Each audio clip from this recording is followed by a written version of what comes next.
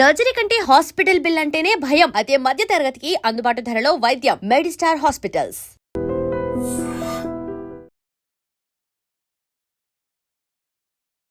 Hi guys, welcome to I dream secrets of healthy lifestyle with చాణక్యలో. ఈరోజు మనం మాట్లాడుకోబోయే topic ఏంటంటే, ఈ టాపిక్ వినడానికి కూడా చాలామంది అంటే డిస్కస్ చేయడానికి కూడా అయ్యో ఏంటిది అని చెప్పేసి ఒక భూతంలా చూసింది. అదేంటో కాదు, హెచ్ఐవి అండ్ ఎయిడ్స్. మరి ఈ హెచ్ఐవి వైరస్ గురించి మనం ఇంకా తెలుసుకోవాల్సినది ఉంది. టెక్నాలజీ ఎలా అయితే డెవలప్ అవుతూ వెళ్తూ ఉంటుందో అలాగే ఈ వైరస్ల విషయంలో కూడా మరి పరిస్థితులకు తగ్గట్టు ఈ వైరస్ అనేది కూడా దాన్ని మార్పు చెందుతూ మరి ముందుకెళ్తూ ఉంది. 25 సంవత్సరాల క్రితం ఉన్న ఆ రోజుల్లో ఉన్న హెచ్ఐవికి ఇప్పుడు ప్రజెంట్ ఉన్న హెచ్ఐవికి సో ఎంత మార్పు వచ్చింది. దాంతోపాటు కూడా ఇలాంటి మెయిన్ టాపిక్ మీద మన తెలుగు పర్సన్ మరి అంతర్జాతీయ సదస్సులలో కూడా పాల్గొని హెచ్ఐవి గురించి ఎన్నో జర్నల్లో కూడా మరి అయితే తన వ్యాసాన్ని కూడా ప్రచురించిన పర్సన్ ఆయన ఎవరో కాదు, యనమందల మురళీకృష్ణ గారు, మొదటి హెచ్ఐవి ఫిజిషియన్ అనమాట. ఆయనతో ఈరోజు ఈ టాపిక్ గురించి మాట్లాడదాం. దీంతోపాటు కరోనా వైరస్ వల్ల గుండె వ్యాధి వస్తూ ఉంది. మరి ఆ వ్యాధిని మనం తప్పించుకోవాలంటే ఎలాంటి మందులు వాడితే బెటర్ అనే దాని గురించి కూడా ఎంతోమందికి అవగాహన అనేది కూడా ఇచ్చిన పర్సన్. మరి ఆయనతో మాట్లాడదాం. బోల్డ్ అనే విషయాలు అనేది కూడా ఆయన మాటల ద్వారా తెలుసుకుందాం. హాయ్ సార్, నమస్తే సార్. నమస్తే అండి. యనమదల మురళీకృష్ణ గారు అనేటప్పటికీ హెచ్ఐవి దాని గురించైనా, ఎయిడ్స్ గురించైనా అండ్ లేటర్ కోవిడ్కి సంబంధించిన మీరు ఇలా ఎన్నో సంవత్సరాలుగా పోరాటం చేస్తూ ఎంతోమందిలో అవగాహన అనేది ఇస్తూ మరి ముందుకెళ్తున్నారు కదా సార్. సార్, ఎందుకు మెయిన్గా ఈ టాపిక్ మీదే ప్రత్యేకంగా మీరు ఒక ఫస్ట్ హెచ్ఐవి ఫిజిషియన్ అవ్వాలని అనుకున్నారు? 1997లో నేను ఎండి మైక్రోబయాలజీ కాకినాడ రంగరాయ మెడికల్ కాలేజీలో జాయిన్ అయ్యాను. సార్, సో అప్పుడు మా డిపార్ట్మెంట్కి నేషనల్ సర్వేలెన్స్ ప్రోగ్రాము ఒక ప్రాజెక్ట్ వచ్చింది. అంటే గర్భిణీ స్త్రీల్లో హెచ్ఐవి ఏ మేరకు ఉంది అనేటువంటి అంచనా వేయడానికి. అప్పుడు హెచ్ఐవి అనేటువంటిది ఇంకా దేశంలో ఎవరికి పెద్దగా తెలియని విషయం. భారత ప్రభుత్వం ఈ సమస్య ఎంత మేరకు ఉంది, ఇది భారతదేశానికి ఎంత పెద్ద సమస్య కాబోతుంది, అసలు ప్రజల్లో ఏ మేరకు ఉంది ఈ జబ్బు అనేటువంటిది అంచనా వేయడానికి గర్భిణీ స్త్రీలలో ఒక సర్వే చేశారనమాట. రక్త పరీక్షలు చేశారు. అది కేవలం డేటా కోసం చేసింది, ఎట్లా ఉందని తెలుసుకోవడం కోసం. అప్పుడు చేసినప్పుడు నాకేం అర్థమైందంటే 1.6% అంటే 1000 మంది గర్భిణులు పరీక్ష చేస్తే అందులో 16 మంది హెచ్ఐవి పాజిటివ్ తేలారు. సో అప్పటికి ఆఫ్రికా దేశాల్లో ఎయిడ్స్ అనేటువంటిది విధ్వంసం సృష్టించేసింది. సహారా ఎడారి దిగువన ఉన్నటువంటి కొన్ని దేశాల్లో 1/3 ఆఫ్ అడల్ట్ పాపులేషన్ అంటే ముగ్గురులో ఒకరు పెద్దలు ఎయిడ్స్ జబ్బు బారిన పడి కునారిల్లిపోయి చనిపోయి అనారోగ్యాల పాలై ఒక తరం అంతరించిపోయింది. కేవలం వృద్ధులు, తర్వాత యంగ్స్టర్స్, పిల్లలు మాత్రమే మిగిలారన్నమాట. చాలా ఆయా దేశాలు మట్టి కుట్టుకుపోయాయి. సో మన దేశంలో కూడా అటువంటి పరిస్థితులు నెలకొని ఉన్నాయి. ఏదైతే ఈ వైద్య ఆరోగ్య సదుపాయాలు సర్వత్రా అందుబాటులో లేకపోవడం, స్త్రీల పట్ల వివక్ష, సెక్స్ని చర్చించడం అనేటువంటిది ఒక ట్యాబూ కావడం, అట్లాగే అవిద్య, ఇట్లాంటి పేదరికం, అనేక రకాలైనటువంటి సాంప్రదాయంగా లేకపోతే అనుచానంగా వస్తున్నటువంటి అనేక విషయాలు, అనేక సంప్రదాయాలు ఇవి కూడా మన దేశంలో ఆఫ్రికా దేశాలతో పోల్చదగినవిగా ఉన్నాయని చెప్పేసి నాకు అర్థమయ్యి ఇక్కడ కూడా ఇది పెద్ద సమస్యగా పరిణమించిపోతుంది, భారతదేశానికి ఎయిడ్స్ అనేటువంటి ఒక పెద్ద సమస్యగా పరిణమించబోతోంది అనేటువంటి విషయం అర్థమయ్యి ఎయిడ్స్ మీద పూర్తికాలం పనిచేయాలని నిర్ణయించుకొని అప్పటి నుంచి పూర్తికాలం పనిచేస్తున్నాను.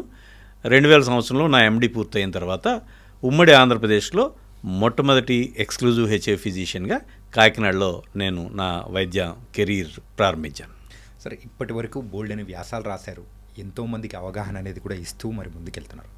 ఇప్పుడంటే పర్లేదు, కానీ మీరు స్టార్ట్ చేసిన రోజుల్లో అయితే మీరు ఒకటి చెప్పారు చూసారా, హెచ్ఐవి అనేటప్పటికి అదొక పెద్ద భూతం.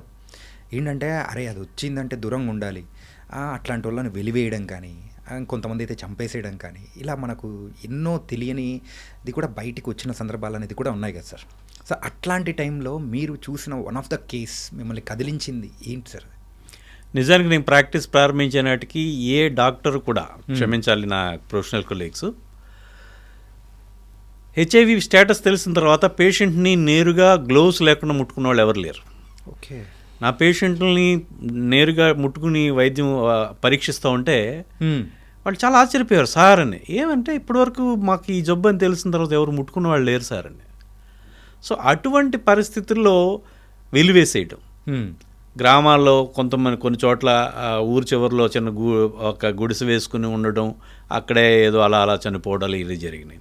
తొలినాడులో చాలా దారుణమైన పరిస్థితి వచ్చేది. ఒకసారి ఇవాళ రోజున ఎట్లా ఉంది, అప్పుడు ఎలా ఉందని ఒకసారి పోల్చి చూసుకుంటే చాలా చాలా విచిత్రంగా అసలు ఊహించలేనంత మార్పు వచ్చింది. నేను ప్రాక్టీస్ పెట్టిన తొలినాళ్లలో యావరేజ్ ఒక 25 నుంచి 35 కేజీస్ ఉండేవారు, adult male, adult females.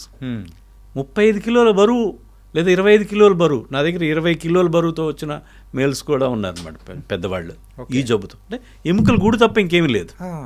So అటువంటి పరిస్థితుల్లో ఇవాళకు వచ్చేటప్పటికి పూర్తి ఆరోగ్యంగా చక్కగా మిగతా వాళ్ళలాగే వాళ్ళకి జబ్బు ఉందన్న విషయమే ఎవరికి అర్థం కాని విషయంలో పరిస్థితుల్లో ఇవాళ రోజులు మారాయి. సో అటువంటి పరిస్థితుల్లో వాళ్ళకి భరోసా నింపడానికి నాకు చేతనైనటువంటి, నాకు అవకాశం ఉన్నటువంటి ప్రతి వేదికని ఉపయోగించుకున్నాను, మీడియాను ఉపయోగించుకున్నాను, పత్రికల్లో విపరీతంగా వ్యాసాలు రాశాను. మా జిల్లాకు సంబంధించి ఆ కలెక్టర్ గారు అప్పట్లో డిడి వయోజన విద్యకు సంబంధించి వాళ్ళ ప్రత్యేకమైన పాంప్లెట్లు, ప్రత్యేకమైన లేఖలు ప్రచురించారు. అట్లాగే రాష్ట్ర వ్యాప్తంగా అన్ని జిల్లాలు కూడా పంపించి చేశాను. అట్లానే 2000 సంవత్సరంలో నా ఎండి అయిన తర్వాత ఎయిడ్స్ అనేటువంటి పుస్తకాన్ని తెలుగులో ప్రచురించాను. అది ఆ రోజుల్లో ప్రామాణికమైనటువంటి ఎవరైతే రిసోర్స్ పర్సన్స్ ఉంటారో 8th, 9th, 10th పిల్లలకి బయాలజీ టీచర్లు ఎయిడ్స్ మీద అవగాహన కల్పించడానికి క్లాసులు చెప్పేవారు. వాళ్ళందరూ కూడా ఈ నా పుస్తకాన్ని ఒక ప్రామాణిక గ్రంథంగా ఉపయోగించుకున్నారు. ఒక 7-8 ఏళ్లలో ఒక 10,000 కాపీల మేరకు వాటిని ప్రింట్ చేయగలిగాం. సో నేను ప్రభుత్వ వ్యవస్థల తర్వాత ఎయిడ్స్కి సంబంధించి ప్రజల్లో విపరీతమైన అవగాహన కల్పించింది నేనే అని సంతోషంగా ఒకంత గర్వంతో చెప్పుకోగలుగుతాను. అలాగే ఇంటర్నేషనల్ లెవెల్లో కూడా సో మొదటి తెలుగు పర్సన్గా మీరు అక్కడ ఇంటర్నేషనల్ వేదికల్లో కూడా వెళ్ళి మరి దాని గురించి చెప్పడం కానీ అండ్ 2 డ్రగ్ కాంబినేషన్ అనేది కూడా చెప్పే విధానం అనేది కూడా మీ నుంచే మొదలుపెట్టారు. సో ఇది ఎట్లా స్టార్ట్ అయింది సార్? దీనికంటే ముందు నేను 2000 సంవత్సరంలో 13వ అంతర్జాతీయ ఎయిడ్స్ సదస్సు డర్బన్, సౌత్ ఆఫ్రికాలో జరిగింది. దానికి సంబంధించి నేను ఎండిలో నా థీసిస్, డిజర్టేషను, సైద్ధాంత వ్యాసం అనేటువంటిది ఎండిలో భాగంగానే చేసిన పరిశోధనని, ఒక పరిశోధన పత్రాన్ని నేను వారికి నివేదించాను. అదేంటంటే టీబీ, హెచ్ఐవి సోకినటువంటి రోగుల్లో, హెచ్ఐవి వ్యాధిగ్రస్తుల్లో టీబీ సోకిన వాళ్ళల్లో ఒక తేలికపాటి చౌకైనటువంటి సర్వత్రా అందుబాటులో ఉన్నటువంటి పరీక్షని చేసి వాళ్ళ యొక్క జబ్బు యొక్క తీవ్రతని గుర్తించవచ్చు అనేటువంటిది. అంటే మనం చిన్నపిల్లల్లోనూ కొన్నిసార్లు పెద్దవాళ్ళలో కూడా టీబీ ఉందా లేదా అని చూడడానికి టీకా పరీక్ష చేస్తూ ఉంటాం. ట్యూబర్క్లిన్ టెస్ట్, దాన్ని MON2 టెస్ట్ అని కూడా అంటాం. సో ఈ MON2 టెస్ట్ అనేటువంటిది టీబీ ఉందా లేదా అంటే చిన్నపిల్లల్లో చేయడానికి ఒక పొక్కుని చూస్తాం అనమాట. ఇంజెక్షన్ టీకా చేస్తే 48 గంటల తర్వాత 10 మిల్లీమీటర్ల కంటే ఎక్కువ పొక్కు వస్తే కనుక దాన్ని ఒక టీబీ ఉన్నట్టుగా పరిగణిస్తాం. సో నేను ఏం చేశానంటే భారతదేశంతో సహా అన్ని వర్ధమాన పేద దేశాల్లో టీబీ అనేటువంటిది హెచ్ఐవి రోగుల్లో ప్రధానమైన సమస్య. 100కి 60-70 అంతకు మించి కూడా హెచ్ఐవి రోగులు 60-70 మంది ఈ టీబీ బారిన పడుతూ ఉంటారు. ఇది హెచ్ఐవితో పాటు టీబీ. హెచ్ఐవి అనేటువంటిది దాని అంతటది ఏమీ చేయదు. హెచ్ఐవి మూలంగా వ్యాధి నిరోధక శక్తి బాగా తగ్గిపోతుంది. CD4 లింఫోసైట్స్ అంటాం. ఆ కౌంట్ అనేటువంటిది బాగా తగ్గిపోవడం వల్ల అది వ్యాధి నిరోధక శక్తిలో కీలకమైనటువంటి పాత్ర వహిస్తూ ఉంటుంది. ఆ కౌంట్ బాగా తగ్గిపోయినప్పుడు, CD4 లింఫోసైట్స్ యొక్క సంఖ్య బాగా తగ్గిపోయినప్పుడు ఈ మనిషి, ఈ ఎయిడ్స్కి, హెచ్ఐవికి గురైనటువంటి వ్యక్తి, హెచ్ఐవి సోకిన వ్యక్తి తన చుట్టూ ఉన్నటువంటి వివిధ అనేకమైనటువంటి అంటువ్యాధులు, సాంక్రమిక వ్యాధులకి గురవుతాడు. ఓకే.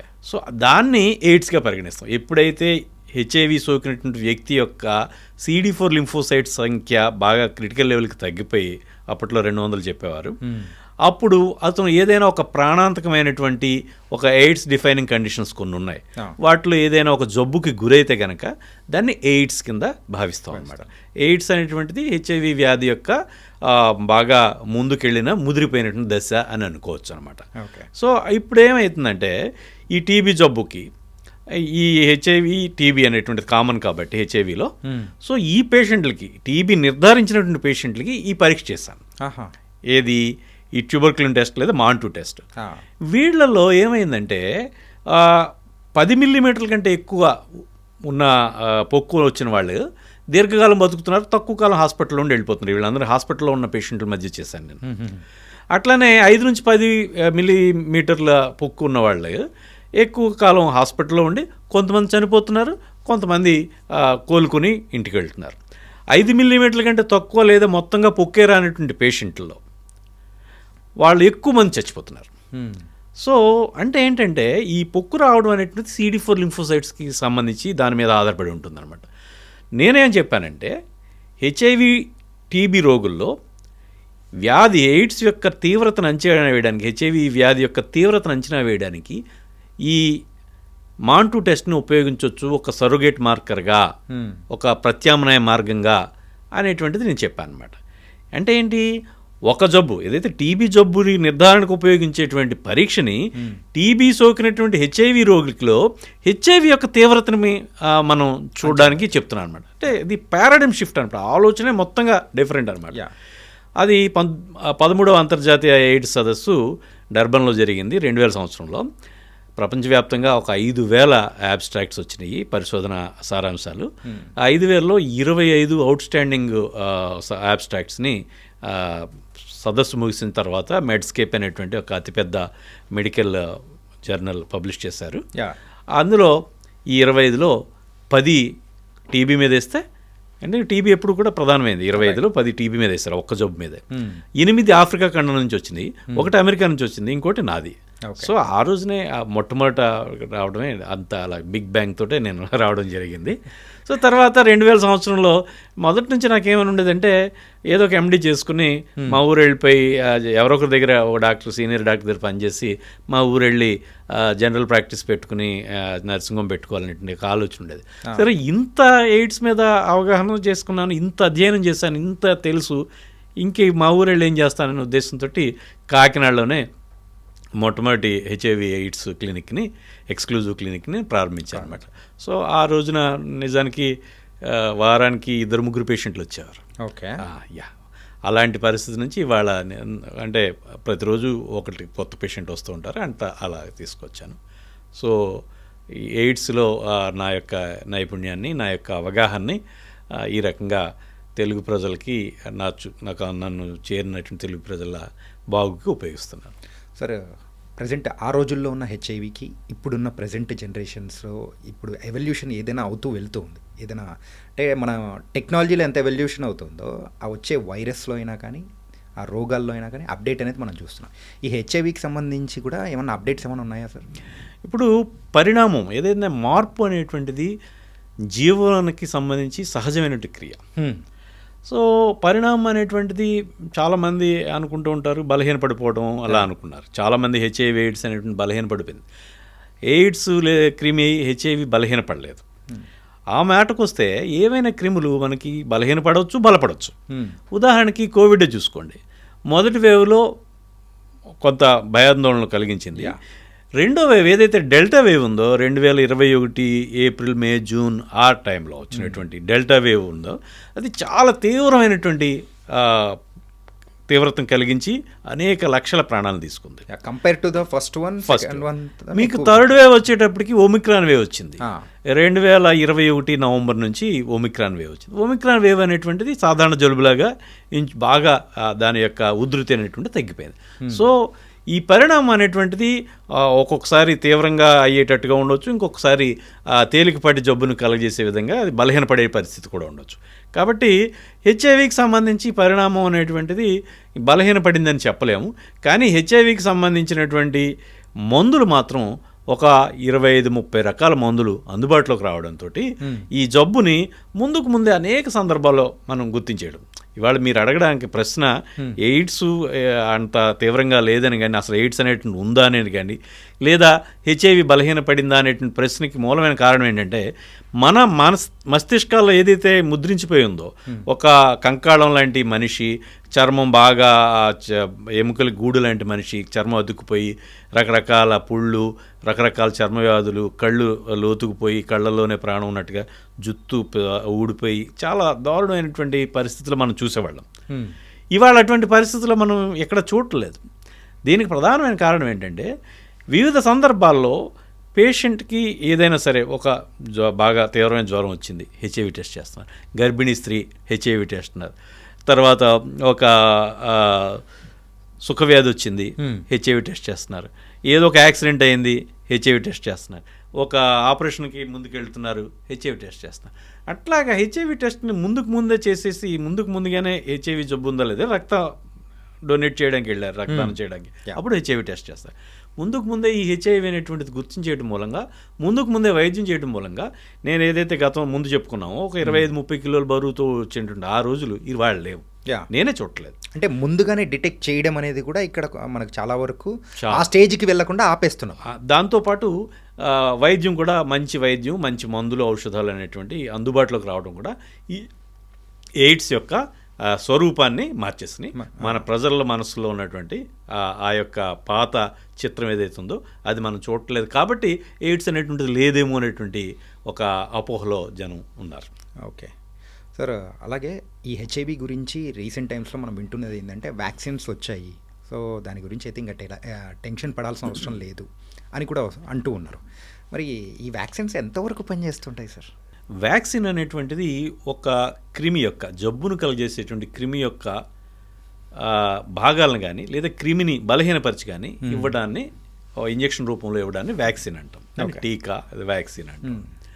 అయితే హెచ్ఐవి వ్యాక్సిన్ పరిశోధనలు అనేటువంటివి చాలా గడ్డు పరిస్థితుల్లో ఉన్నాయి. దీనికి ప్రధానమైన కారణం ఏంటంటే హెచ్ఐవి అనేటువంటిది కేవలం మనుషుల్లో మాత్రమే వ్యాపిస్తుంది. అందుకని యానిమల్ మోడల్ అనేటువంటిది పరిశోధనలు యానిమల్స్లో చేసి మనకు దీంట్లో చేయడం ఏంటంటే లేకపోవడం ఒకటి.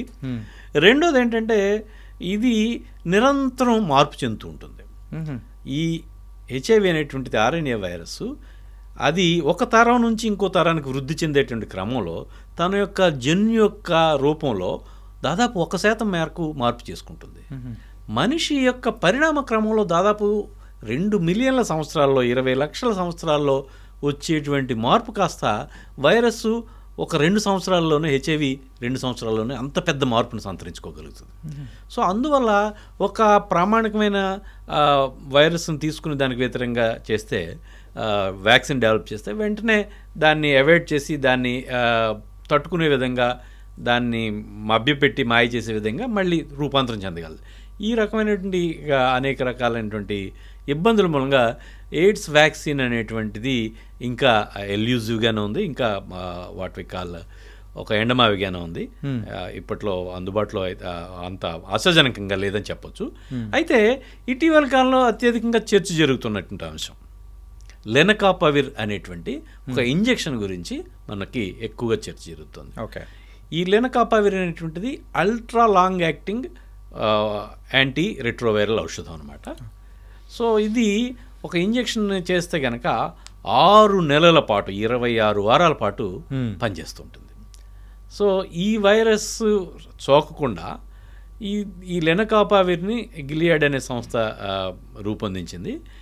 ఇది ఇప్పటికీ పర్పస్ 1, పర్పస్ 2 అనేటువంటి స్టడీస్ చేశారు. ఇప్పుడు ఆఫ్రికాలో కొన్ని దేశాల్లో మహిళలకి కొంతమందికి మల్టిపుల్ పార్ట్నర్స్ ఉంటారు.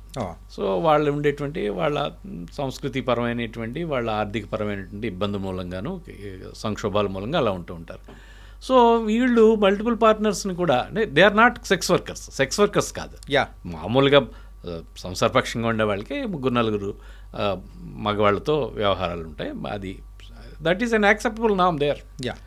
సో వాళ్ళకి ఏంటంటే ఈ వచ్చినటువంటి మగ అతనుకి ఈ వైరస్ ఉందా లేదా కండోమ్ వాడు అనేటువంటి నిర్బంధించేంత పరిస్థితి లేదు, అంత ఆర్థికమైనటువంటి పరిస్థితుల మూలంగా.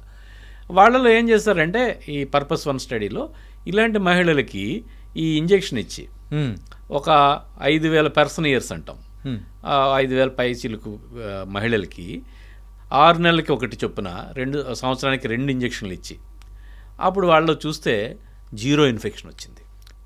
ఎస్, వాళ్ళెవరికి ఇన్ఫెక్షన్ రాలేదు.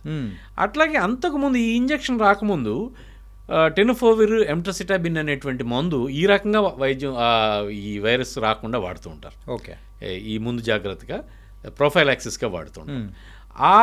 కూడా అలా వాళ్ళతో పోలి చూసినప్పుడు అదే ఒక 5,000 మందిలో వాళ్ళకి 35 మందికి ఈ వైరస్ వచ్చింది. 5,000 మందిలో 35 మందికి.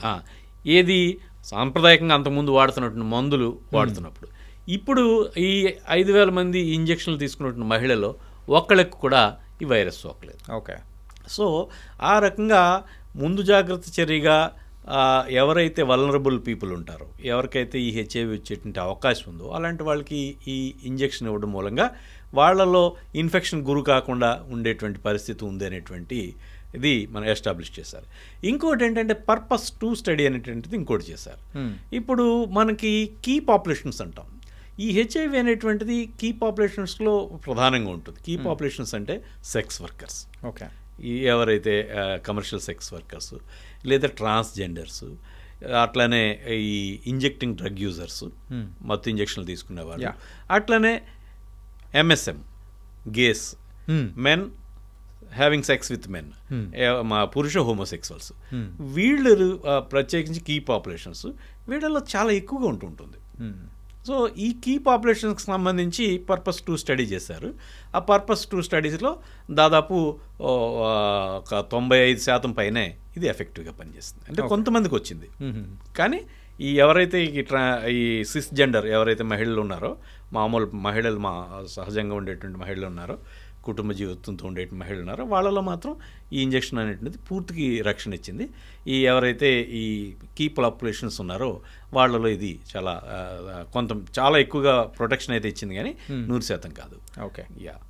అంటే సార్, కానీ బయట కొన్ని వీడియోస్లో కానీ కొన్ని ప్రచురితమైతే అయినా కొన్ని పబ్లికేషన్స్లో కూడా చూస్తూ ఉంటే హెచ్ఐవికి వచ్చేసింది, అంటే దానికి సంబంధించి టీకాలు వచ్చేసాయి, వ్యాక్సిన్స్ వచ్చేసాయి, ఇంకా భయపడాల్సిన అవసరం లేదు అని చెప్పేసి ఇలా ఒక ఫేక్ ప్రొపగెండాతో సో నార్మల్గా ఉన్న వాళ్ళు ఎవరైతే ఉన్నారో వాళ్ళు కూడా కొంచెం అంటే నెగ్లెక్ట్ చేయడం వల్ల కూడా ఇది ఇప్పుడు పెరిగే అవకాశాలు కూడా ఉంటుంటాయి కదా సార్?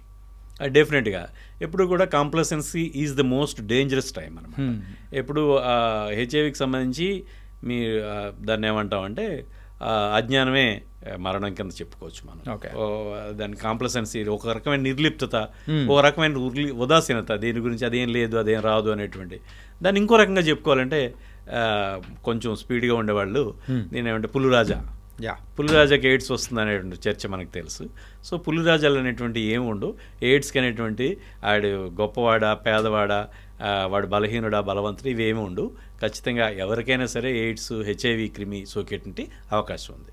అంటే సార్ త్రూ సెక్సువల్ ట్రాన్స్మిషన్ కాకుండానే కాకపోతే వేరే రకాలుగా కూడా ఈ హెచ్ఐవి అనేది కూడా వస్తూ ఉంటుందని కూడా వింటూ ఉంటాం కదా సార్, అది ఎలా వస్తూ ఉంటుంది సార్? ఇప్పుడు ప్రధానంగా సెక్స్ ద్వారానే వస్తుంది. రెండో ఒక ప్రధానమైనటువంటి రూటు, ఒక గర్భిణీకి కనుక హెచ్ఐవి బాధితురాలు అయితే కనుక తన కడుపులో పెండానికి వచ్చేటువంటి బెడ్కి వచ్చేటువంటి అవకాశం ఉంది. అది రెండోది.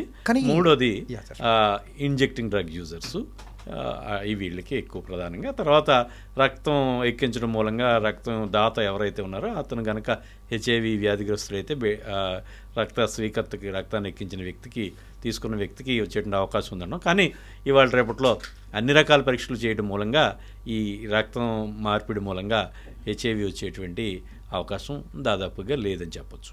కానీ మీరు చెప్పిన రెండో పాయింట్లో ఏంటంటే గర్భిణీ స్త్రీలు ఎవరైతే ఉన్నారో వాళ్ళ పిల్లలు, అంటే గర్భంలో ఉన్న పిల్లలకు హెచ్ఐవి రాదు అని చెప్పేసి మనం విన్నాం. కాకపోతే మీరు ఇప్పుడేమో అదే వాళ్ళకు కూడా సంక్రమిస్తుంది వస్తుంది అని కూడా అంటున్నారు. ఇదేంటి సార్? అదే సార్, అంటే గర్భిణీ ఆమె సరైన వైద్యం తీసుకుంటూ ఉంటే 100కి 90 మంది బిడ్డలకి రాదండి. ఓకే. ఇంకా సిజేరియన్ సెక్షన్ చేసి కనుక నెలలు నిండకుండానే నొప్పులు ప్రారంభం కాకుండా 1-2 వారాల ముందే కనుక సిజేరియన్ ఆపరేషన్ ద్వారా కూడా తీయటం వల్ల కూడా 100కి 98-99 మందికి రాదు. కానీ ఆ 1% ఉంటుంది కదా. సో ఆ 1% మనకు చాలా ఎక్కువ అని చెప్పాలి. ఎందుకంటే ఇప్పుడు నార్మల్ సెక్షువల్ యాక్ట్లో ఒక 1000 సార్లకి 4 లేదా 5 సార్లు మాత్రమే వస్తుంది. 1000 సెక్షువల్ యాక్ట్స్ జరిగితే దాంట్లో 4 లేదా 5 సార్లు మాత్రమే హెచ్ఐవి ఒకరి నుంచి ఒకరికి ట్రాన్స్మిట్ అయ్యేటువంటి అవకాశం ఉంది. సో అలాంటి పరిస్థితుల్లో మనం 100 సార్లలో ఒకళ్ళిద్దరికి బిడ్డలకి వస్తుంది అని అనుకోవడం, లేదా 10 మంది బిడ్డలకి వస్తుంది అనుకోవడం, అది చాలా ఎక్కువ పర్సంటేజ్. కౌంట్ ఎక్కువే ఉంటుంది. ఎస్. ఓకే. అంటే దీనికి సంబంధించి మందులు వాడుతూ ఉంటారు కదా సార్ ఎవరైనా, కానీ మందులు వాడుతున్నది అది ఎక్స్పెన్సివా ఎక్కువగా ఆ మందులు కానీ? అలా ఏం లేదండి. ఇప్పుడు ప్రభుత్వం అన్ని గవర్నమెంట్ మెడికల్ కాలేజీ హాస్పిటల్స్, అట్లానే కొన్ని ఏరియా హాస్పిటల్స్ నుంచి కూడా ఈ యాంటీ రిట్రోవైరల్ థెరపీ అనేటువంటిది national AIDS coordination, national AIDS control organisation ఇస్తున్నారు. ఇది అంతర్జాతీయ వితరణ సంస్థలు యుఎన్ఎయిడ్స్, WHO వాటి నుంచి కొంచెం తగ్గిపోయినా భారతదేశం కూడా వాళ్ళ ప్రభుత్వం పేదలందరికీ కూడా అందరికీ ఇస్తుంది. అలాగే ప్రైవేట్గా కూడా నాలాంటి వాళ్ళు చాలామంది వైద్యం చేస్తూ ఉన్నాం. ఇది ఒక 3,000 రూపాయల నుంచి ఒక 10,000 రూపాయల వరకు నెలకి ఖర్చు అవుతుంది. అది వివిధ వాళ్ళ యొక్క పరిస్థితి ఏంటి, ఎంతకాలం నుంచి మందులు వాడుతున్నారు. సెకండ్ లైన్ అనుకోండి, అది కొంచెం కాస్ట్ ఎక్కువ అవుతుంది. థర్డ్ లైన్ అయితే ఇంకా కాస్ట్ ఎక్కువ అవుతుంది. ఇట్లా ఒక 2,000-3,000 రూపాయల నుంచి ఒక 10,000 రూపాయల వరకు మందులు నెలకి అయ్యేటువంటి అవకాశం ఉంది. Okay sir. అలాగే ఈ ఎయిడ్స్ వచ్చిన వాళ్ళు యూజువల్గా ఎవరికైనా తెలిసింది అని అంటే కుప్పకూలిపోతూ ఉంటారు. ఏంటంటే వాళ్ళలో ఉన్న మనోస్థైర్యం కానీ కంప్లీట్గా అవుట్ అయిపోయినట్టుగా అనిపిస్తూ ఉంటుంది. వాళ్ళు నెక్స్ట్ ఏం చేయాలన్నా లేదు నా లైఫ్ ఇంతటితో ఎండ్ అని అనుకునే వాళ్ళకు యాజ్ ఎ డాక్టర్గా మీరు ఏం సజెషన్ ఇస్తారు సార్? ఇప్పుడు రోజులు మారాయండి. గతంలో అంటే ఇప్పుడు ఎక్కువ జబ్బు కంటే కూడా సమాజం యొక్క నిరాదరణకి, సమాజంలో అవమానకరమైనటువంటి పరిస్థితికే వాళ్ళు భయపడుతున్నారు, ఆందోళన చెందుతున్నారు. ఆ రకంగానే వాళ్ళు దూరంగా చేరిపోయి కుమిలిపోవడం ఇవన్నీ జరుగుతున్నాయి. సో ఇవాళ రేపట్లో ఎయిడ్స్ వ్యాధిగ్రస్తులు దీర్ఘకాలం జీవిస్తున్నారు. ఇప్పుడు అమెరికాలో పూర్తిగా లెక్కలు అందుబాటులో ఉండండి. వాళ్ళు ఏం చెప్తారంటే అమెరికన్ సగటు ఆయుష్ ప్రమాణం 80 సంవత్సరాలు. హెచ్ఐవి వ్యాధిగ్రస్తుల యొక్క ఆయుష్ ప్రమాణం 72 సంవత్సరాలు. అంటే 90% ఆయుష్ ప్రమాణం ఏదైతే సాధారణ ప్రజల యొక్క ఆయుష్ ప్రమాణంతో పోల్చినప్పుడు వీళ్ళు హెచ్ఐవి వ్యాధిగ్రస్తులు 90% మేరకు ఆయుష్ ప్రమాణం ఉంది. కాబట్టి ఈ హెచ్ఐవి అనేటువంటిది గతంలో లాగా ఇది ప్రాణాంతకం అయితే కాదు. దీర్ఘకాలం మందులు వాడుతూ చక్కగా ఇతరులాగే అన్ని పనిపాట్లు చేసుకుని బతికేటువంటి పరిస్థితులు ఉన్నాయి. కాబట్టి హెచ్ఐవి సోకిన తర్వాత పార్ట్నర్ తోటి లేకపోతే కుటుంబ సభ్యులతోటి జాగ్రత్తగా ఇది చర్చించుకుని వాళ్ళు ఆందోళనకు గురి కాకుండా వాళ్ళు కూడా కుటుంబ సభ్యులు కూడా ఆదరించిన రోజున ఈ వ్యాధిని తో పాటు చాలా సాధారణమైనటువంటి జీవితాన్ని గడిపేటువంటి అవకాశం ఉంది. మరి అమెరికాలో అయితే సుమారు సగటున 72 సంవత్సరాల వరకు బతికే అవకాశాలు ఉంటాయి అంటున్నారు. మరి ఇండియాలో సార్? అలాంటి స్టడీస్ మనకి పెద్దగా అందుబాటులో ఉండవండి. ఓకే. సో దాని మీద మనం వ్యాఖ్యానించాలి. కానీ నేనైతే ఒకటి చెప్పగలను. నేను 25 ఏళ్ల క్రితం వైద్యం ప్రారంభించినప్పుడు బతుకులు వచ్చిన వాళ్ళు ఇవాళ కూడా ఆనందంగా, ఆరోగ్యంగా, చక్కగానే బతుకున్న వాళ్ళు ఉన్నారు. ఓకే. బతుకుతున్న వాళ్ళు ఉన్నారు. మెయిన్గా ఇప్పుడు ఈ హెచ్ఐవికి సంబంధించి సిమ్టమ్స్ అంటే ఏం చెప్తారు సార్? అంటే కొంతమంది తెలియకోకుండానే వచ్చింటుంది. సో కొన్ని రెగ్యులర్గా వస్తూ ఉన్నది. సో ఉన్నాయంటే దాన్ని కనుక్కోవడం ఎలా? ఇక్కడ ఒక ప్రధానమైనటువంటి విషయం మనం గమనికలోకి తీసుకోవాలి. హెచ్ఐవి అనేటువంటిది దాని అంతటా అది ఏమి చేయదు. హెచ్ఐవి క్రిమి సోకిన తర్వాత చాలా సంవత్సరాలకి నెమ్మదిగా ఈ వ్యాధి నిరోధక శక్తిని దెబ్బతీస్తుంది. ఓకే. ఏవైతే CD4 లింఫోసైట్స్ అంటామో ఆ లింఫోసైట్స్ని అవి వ్యాధి నిరోధక శక్తిలో కీలకమైనటువంటి వ్యవస్థలో కీలకమైనటువంటి పాత్ర పోషిస్తాయి. ఇవి సాధారణంగా 450 నుంచి 1500 వరకు ఉంటాయి కణాలు. సో ఇదేమవుతుందంటే హెచ్ఐవికి సోకిన తర్వాత నెమ్మదిగా తగ్గిపోయిన తర్వాత ఒక 200కి లేకపోతే అంతగా తగ్గిపోయినప్పుడు వీళ్ళు రకరకాల జబ్బులకు గురవుతుంటారు. ఈ రకరకాల జబ్బులు ఏమున్నాయంటే వాళ్ళేమి కొత్తగా వేరే జబ్బులకి ఉండవు. మన సమాజంలో ఏమున్నాయి అవే జబ్బులకు వాళ్ళు గురవుతుంటారు.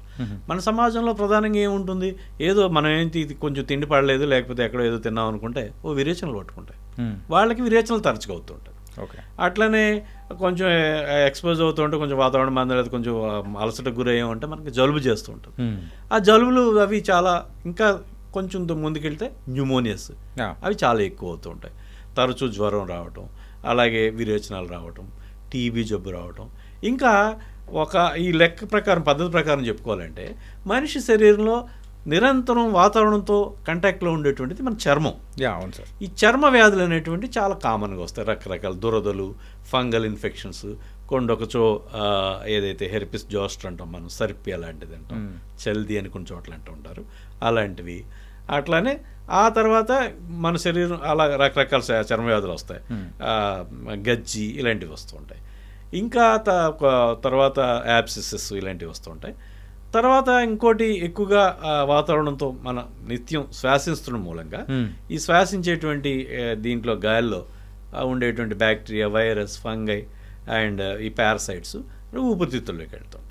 రకరకాలైనటువంటి వైరల్ న్యూమోనియాస్ లేకపోతే బ్యాక్టీరియల్ న్యూమోనియాస్ వచ్చేటువంటి అవకాశం ఉంది. ఓకే. సో ఇంకా తర్వాత వచ్చేటప్పటికి ఈ తిండి ద్వారా మనం తిండి ద్వారా తీసుకుంటాం. అది విరేచనాలు, లేకపోతే కడుపులో టీబీ, లేకపోతే కడుపు ప్రేగు వాపు, ఇలాగా కొలిసిస్టైటిస్, ఇట్లాంటి రకరకాల జబ్బులు వచ్చేటువంటి అవకాశం ఉంటాయి అన్నమాట. తర్వాత కాలంలో మీకు చెప్పుకోవాలంటే ఈ మెదడు జబ్బులు, ఈ కిడ్నీ జబ్బులు అలాంటివి అవి తక్కువ. ఇవి ఈ క్రమంలో వస్తాయి. చర్మవ్యాధులు, తర్వాత ఊపిరితిత్తుల వ్యాధులు, న్యూమోనియా, టీబీ జబ్బులు, తర్వాత వచ్చేటువంటి ప్రేవులకు సంబంధించినటువంటి జబ్బులు, తర్వాత మెదడుకు సంబంధించిన జబ్బులు ఈ క్రమంలో వస్తాయి. మెయిన్గా హెచ్ఐవి అనేది ఇమ్యూని సిస్టమ్నే కొడుతూ ఉంటుంది కాబట్టి ఇవి తరచుగా వస్తూ ఉంటాయి.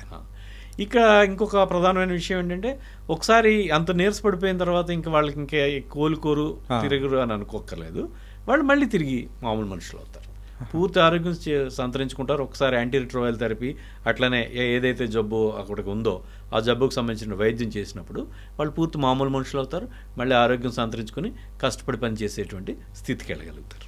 ఓకే సార్, ఇంకొకటి ప్రజల మధ్యలో ఈ ఎయిడ్స్ గురించి వాళ్ళు ఒక అపోహ అనుకోవాలనో లేకపోతే అది తెలిసి తెలియకతనమో అనుకోవాలనో, కానీ ఒక ముద్దు ద్వారా ఈ హెచ్ఐవి అనేది కూడా ట్రాన్స్మిట్ అవుతుందా?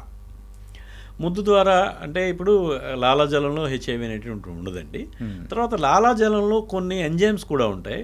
అవన్నీ కూడా మన నోట్లో మనకి చాలా ఫ్లోరా అంటాం, అవి నార్మల్ మనకి శరీరానికి ఉపయోగపడేటువంటి ఇవన్నీ. ఇప్పుడు మనకి శరీరం ఇన్ అండ్ అవుట్, మనకి శరీరం మీద లేని బ్యాక్టీరియా, వైరస్లు ఎంత శరీరం అంతా వ్యాపించి ఉంటాయి. అంటే ఊపిరితిత్తులో ఉంటాయి, కడుపులో ఉంటాయి, పేవుల్లో ఉంటాయి, అన్ని చోట్ల ఉంటాయి. సో నోట్లో కూడా ఉంటాయి. సో ఈ నోట్లో రకరకాలైనటువంటి ఎంజైమ్స్ అవి విడుదలవుతూ ఉంటాయి. వీటి వల్ల మనకి హానికరమైన బ్యాక్టీరియా పెరగకుండా ఉండేటువంటి అవకాశం ఉంది. ఇలాంటి ఎంజైమ్స్ ఇవన్నీ కూడా ఇక్కడ నోట్లో వైరస్ పెరిగేటువంటి అవకాశం ఉండదు. లాలాజలంలో వైరస్ అనేటువంటిది దాదాపుగా నెగ్లిజిబుల్ లేదని చెప్పొచ్చు. ఇంకా డైరెక్ట్గా ఏదైనా పెద్ద పెద్ద పుళ్ళు ఉండిపోయి అలాంటి చొప్పుడు మనకి తెలిసి అటువంటి పరిస్థితులు ఎవరు ముద్దుకి అనేటువంటిది ప్రయత్నించరు. కాబట్టి అలాంటి పరిస్థితుల్లో వైరస్ ఉంటుంది అనేటువంటి అనుకోవాలి. రెండు వైపులా పెద్ద నోట్లో ఏమైనా పుళ్ళు ఉండి రెండు వైపులా ఏమైనా ఉంటే ఉన్న వాళ్ళ నుంచి లేని వాళ్ళకి సంక్రమించేటువంటి అవకాశం ఉంటుంది. కానీ సాధారణమైన పరిస్థితుల్లో అది ఆరోగ్యంగా ఉన్నప్పుడు, నోటి ఆరోగ్యంగా ఉన్నప్పుడు, చక్కగా ఉన్నప్పుడు ఈ వైరస్ అనేటువంటిది, హెచ్ఐవి అనేటువంటిది ముద్దు ద్వారా వచ్చేటువంటి అవకాశం దాదాపు లేదండి. ఓకే. ఈ హెచ్ఐవి గురించి అయితే మీరు ఇప్పటివరకు ఎన్నో వ్యాసాలు రాశారు, ఎంతోమందికి అవగాహన ఇప్పించారు. కానీ 2020లో వచ్చిన కరోనా నుంచి మీ స్టైల్ అనేది కూడా కంప్లీట్ మారిపోయింది. సో ఏంటంటే దాంతోపాటు ఈ కరోనా గురించి కూడా మీరు ఇచ్చిన మందు కానీ, సో ఆ ఫస్ట్ ఎయిడ్ కిట్ ఏదైతే ఉంటుందో సో అది కూడా అంత ఎఫెక్టివ్గా పని చేయడం కానీ, సో ఇది ఇక్కడి నుంచి స్టార్ట్ అయింది సార్. అసలు 2020లో మొదటి వేవ్ మార్చి, ఏప్రిల్, మే ఆ టైంలో వచ్చినప్పుడు 1/3 ఆఫ్ పేషెంట్స్ 35% మంది చనిపోయిన వాళ్ళలో గుండెలోను తర్వాత ఊపిరితిత్తుల్లోనూ రక్తం గడ్డకట్టడం మూలంగా థ్రాంబో ఎంబాలిజం అంటాం, లేదా థ్రాంబస్ ఫార్మేషన్ మూలంగా చచ్చిపోయారు. ఓకే. అది అప్పుడే ఏదైతే ఈ కెడావర్ టెస్టుల మూలంగా, ఈ శవ పరీక్షల మూలంగా తెలిసిపోయింది. ఈ వైద్య ప్రపంచానికి మొట్టమొదట తెలిసింది. మనకి ఇంకొక ముఖ్యమైన విషయం చూసుకోవాలంటే, హాస్పిటల్లో అడ్మిట్ అయిన పేషెంట్లందరికీ కూడా రక్తం గడ్డ కట్టకుండా మందులు ఇచ్చారు, హెపారిన్ లాంటివి, ఇలాంటి మందులన్నీ ఇచ్చారు. సో డిశ్చార్జ్ అయిన పేషెంట్లకి వాళ్ళకి వేరే కొన్ని మందులు ఇచ్చారు. చాలామంది ఓపీ పేషెంట్లు ఏదైతే పెద్ద తీవ్రంగా కాకుండా పెద్ద హాస్పిటలైజ్ అవ్వాల్సినంత స్థితిలో కాకుండా కొద్దిపాటి అనారోగ్యం మాత్రమే చేసినటువంటి కోవిడ్ ఉన్న వాళ్ళకి ఈ రక్తం గడ్డ కట్టకుండా ఉండేటువంటి మందులు ఎవరు ఇవ్వలేదు. ఇప్పుడు ఏం జరుగుతుంది, ఈ వైరస్ వచ్చినప్పుడు, ఈ కరోనా వైరస్ సోకినప్పుడు అక్కడ ప్యాథోఫిజియాలజీ అంటాం మేము, శరీరంలో జరిగేటువంటి ఈ రోగంలో జరిగేటువంటి మార్పులు ఏమిటి అనేటువంటిది మనం గమనిస్తే, ఒకటి ప్రధానంగా రక్తం గడ్డగడ్డం మూలంగా చనిపోతున్నారు. అంతకంటే ముందు మనకి ఒక ఊపిరితిత్తుల వాపు, దాని మూలంగా విపరీతమైన ఆయాసం, ఆక్సిజన్ కాన్సన్ట్రేషన్ పడిపోవడం ఇవన్నీ జరుగుతున్నాయి. అట్లనే ఎప్పుడైతే ఇక్కడ డ్యామేజ్ జరిగిందో ఒక ఇన్ఫెక్షన్ మూలంగా మనం శ్వాసించేటువంటి గాలిలో ఉండేటువంటి మనకు ప్రధానంగా వచ్చేటువంటి బ్యాక్టీరియల్ ఇన్ఫెక్షన్ కూడా సోకుతున్నాయి. ఓకే. సో ఈ మూడింటిని, ఏదైతే వాపు, అట్లనే ఈ రక్తం గడ్డగట్టడం, అట్లనే సెకండరీ బ్యాక్టీరియల్ ఇన్ఫెక్షన్, దీన్ని నేను ICI అన్నాను. ది ఇన్ఫ్లమేషన్ అంటే వాపు, వాపు, కోయాగ్యులేషన్ ఆర్ క్లాటింగ్, రక్తం గడ్డగట్టడం, అది ఇన్ఫెక్షన్ అంటే సెకండరీ బ్యాక్టీరియల్ ఇన్ఫెక్షన్. ఈ మూడింటిని అడ్రస్ చేయాలి, ఏదైతే ఇక్కడ మనకు ప్యాథోఫిజియాలజీ ఉందో దీన్ని మొత్తంగా అడ్రస్ చేయాలనే ఉద్దేశంతో నేను సెకండ్ వేవ్లో ఏప్రిల్ 17, 2021 డెల్టా వేవ్ ప్రారంభమైనప్పుడు, ఉధృతంగా మొదలైనప్పుడు మన దీనికి సంబంధించి మూడింటిని అడ్రస్ చేస్తూ ఎవరైతే తేలికపాటి వైరస్ ఇన్ఫెక్షన్, కరోనా వైరస్తో ఇన్ఫెక్షన్తో, కోవిడ్తో బాధపడుతుంటారు. కోవిడ్ అనకూడదు దాన్ని, అంటే కోవిడ్ అనేది ఒక సీరియస్ పరిస్థితి. సో కరోనా వైరస్ ఒక జలుబుకు మించి ఒక జ్వరం, దగ్గు, బాగా కొంచెం ఒళ్ళు నొప్పులు ఇలాంటి వాటికి పరిస్థితుల్లో ఉన్నారో వాళ్ళకి నేను హోమ్ కేర్ కిట్ని ప్రతిపాదించాను. ఈ ఏవైతే చెప్పుకున్నాం మనం ఐసిఐ, ఈ మూడింటిని అడ్రస్ చేస్తూ, ఇన్ఫ్లమేషన్ అడ్రస్ చేస్తూ ప్రెడ్నిసోలోన్, కోయాగులేషన్ లేదా క్లాటింగ్ లేదా గడ్డగట్టడాన్ని అడ్రస్ చేస్తూ యాస్పిరిన్, అట్లనే సెకండరీ బ్యాక్టీరియల్ ఇన్ఫెక్షన్ని దాన్ని ట్రీట్ చేయడం కోసం లేదా రాకుండా ఉండడం కోసం అనేటువంటిది ఒక ఎజిథ్రోమైసిన్, ఈ మూడింటిని ప్రధానంగా ఇస్తూ మిగతా కాఫ్ సిరప్ అట్లనే సిట్రజిన్ ఇలాంటివి ఇస్తూ నేను వైద్యం నా ఫేస్బుక్లో అందుబాటులో ఉంచాను. తెలుగు రాష్ట్రాల్లో ఇది నేను చెప్పింది చాలా వాస్తవికంగా ఉంది, చాలా సబబుగా ఉంది అనేటువంటి ఉద్దేశంతో చాలా అంటే చాలా విపరీతంగా నా ట్రీట్మెంట్ ప్రోటోకాల్ని ఫాలో అయ్యారు. నేను ఆ ట్రీట్మెంట్ని పెన్నుతో రాసి, స్కెచ్ పెన్నులతో రాసి మందులని పెట్టి ఫోటో తీసి పెట్టాను అవి. ఎందుకంటే ఎవరో ఒకళ్ళు నేనే చెప్పేసాను అనుకోకుండా ఉండడానికి. సో నా రాతతో పెట్టాను అది. అది ఒక 8 నెలలు 9 నెలల కాలం కేవలం నా వాళ్ళ మీదే తిప్పి నేను ప్రచురించాను. ఒమిక్రాన్ వేవ్ వచ్చే వరకు ఒక 20,000 షేర్లు అయి ఉంటాయండి దఫాలుగా.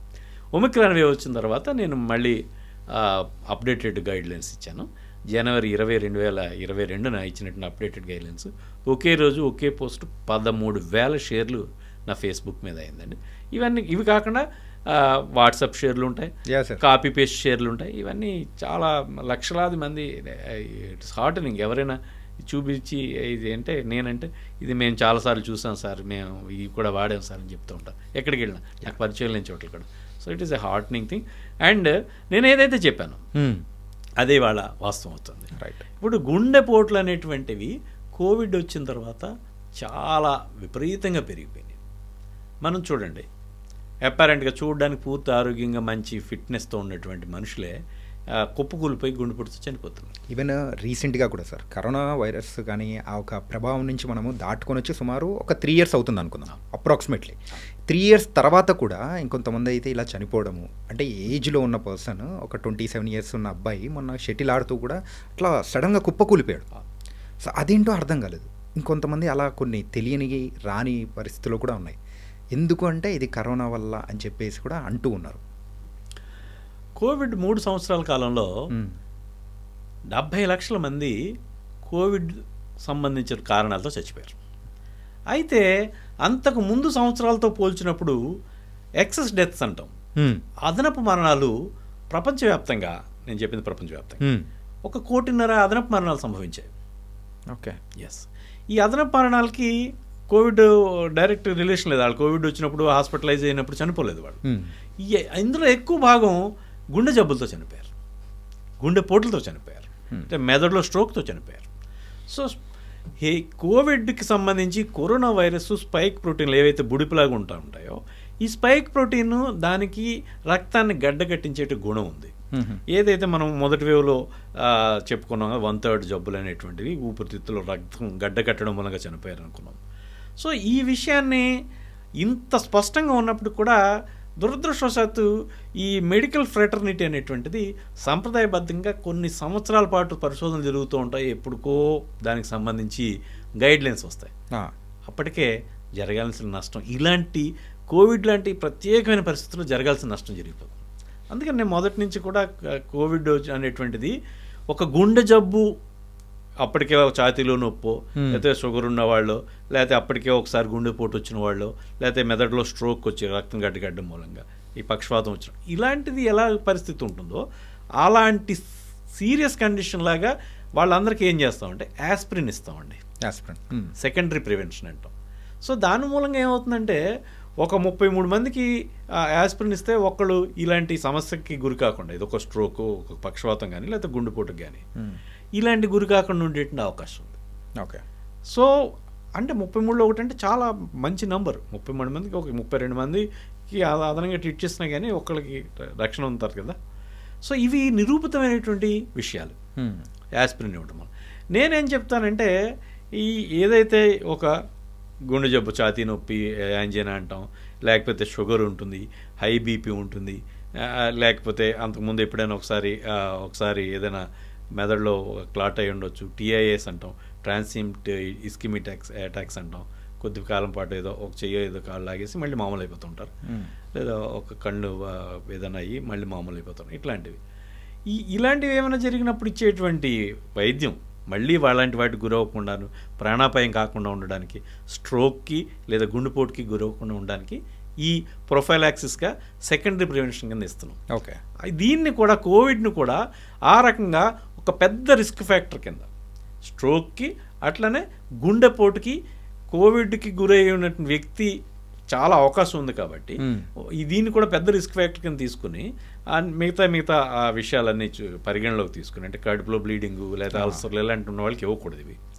సో అవన్నీ గమనించి వీళ్ళకి కూడా యాస్పిరిన్ ఇవ్వాలనేటువంటిది నేను మొదటి నుంచి చెప్తూ ఉన్నాను. ఓకే, 2024 నవంబర్లో అమెరికన్ హార్ట్ అసోసియేషన్ వాళ్ళ యొక్క journal arteriosclerosis, thrombosis and vascular biology అనేటువంటి జర్నల్ అమెరికన్ హార్ట్ అసోసియేషన్ వాళ్ళు హైసర్ అనేటువంటి ఒక డాక్టర్ యొక్క పర్యవేక్షణలో బ్రిటన్లో జరిగినటువంటి ఇవన్నీ పోల్చి చూశారు. 10,005 మంది కోవిడ్ బాధితుల్లోనూ అట్లనే కంపేర్ చేసి మిగతా ప్రజల్లోనూ 3 ఏళ్లలో ఎట్లా వచ్చినాయి ఏంటని చూస్తే, ఏదైతే మనం హాస్పిటల్లో అడ్మిట్ అయి ఉన్నారో తీవ్రమైన కోవిడ్ వచ్చి, వాళ్ళకి 4 రెట్లు గుండెపోటుకి గురయ్యేటువంటి అవకాశం ఉంది, ఎక్కువ ఉంది. ఎస్, అలాగే తేలికపాటి కోవిడ్తో ఏదైనా ఓపీ ట్రీట్మెంట్ తీసుకుని వెళ్ళిపోయి ఉన్నారు కోవిడ్, అలాంటి వాళ్ళు 8,000 మందిని చూశారు. ఆ 8,000 మందిలో రెట్టింపు పైనే గుండెపోట్లు వచ్చే అవకాశం ఉంది. అంటే వీళ్ళతో కంపేర్ చేసుకుంటే వీళ్ళు ఇంకా ఎక్కువ.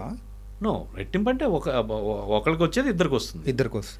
వీళ్ళకి ఏమంటే ఒకరికి వచ్చేది 4గురికి వస్తుంది. ఓకే ఓకే, హాస్పిటలైజ్ అయిన వాళ్ళకి, వీళ్ళకి ఛాన్స్, ఇంటెన్సివ్ కేర్ ఉన్న వాళ్ళకి. ఓకే, కోవిడ్ యొక్క లేదా కరోనా వైరస్ ఇన్ఫెక్షన్ యొక్క తీవ్రతకి సంబంధం లేకుండా ఖచ్చితంగా కోవిడ్కి గురైన ప్రతి ఒక్కరికి కూడా ఈ గుండెపోటు రిస్క్ అనేటువంటిది రెట్టింపు అయిపోయింది అనేటువంటి విషయాన్ని వీళ్ళు అమెరికన్ హార్ట్ అసోసియేషన్ వాళ్ళు గుర్తించారు. సార్, ఈ కరోనా వ్యాక్సిన్స్కి అండ్ గుండెపోట్లకి ఏమైనా లింక్ ఏమైనా ఉందా? అంటే వ్యాక్సిన్ అనేటువంటిది దానికి సంబంధించి అధ్యయనాలు ఏం లేవు. సో ఆ వ్యాక్సిన్కి మనం లింక్ చేయలేము. కానీ కోవిడ్ బాధితులకి మాత్రం ఖచ్చితంగా గుండెపోటుకి సంబంధించినటువంటి అవకాశాలు ఎక్కువగా ఉన్నాయి. వాళ్ళ గుండెకు పోటుకి గురయ్యేటువంటి ప్రమాదం ఎక్కువ ఉంది. కాబట్టి వాళ్ళు ఖచ్చితంగా తమ వైద్యుడిని సంప్రదించి యాస్పిరినో లేకపోతే క్లోపిడోగ్రిలో ఇలాంటి మందులు తీసుకోవడం, వాళ్ళ యొక్క పర్యవేక్షణ తీసుకోవడం అనేది చాలా మెరుగైన పరిస్థితి. ఆ రకంగా కనుక తీసుకుని ఉంటే, ఈ విషయాన్ని ముందే కనుక మనం గుర్తించి ఉంటే ఏమీ లేదు, అక్కడ ఉన్న విషయాలను గమనించాలి. అంతకుముందు ఏం జరిగింది, అందరికీ రక్తం గడ్డి చనిపోయారు 1/3 పీపుల్.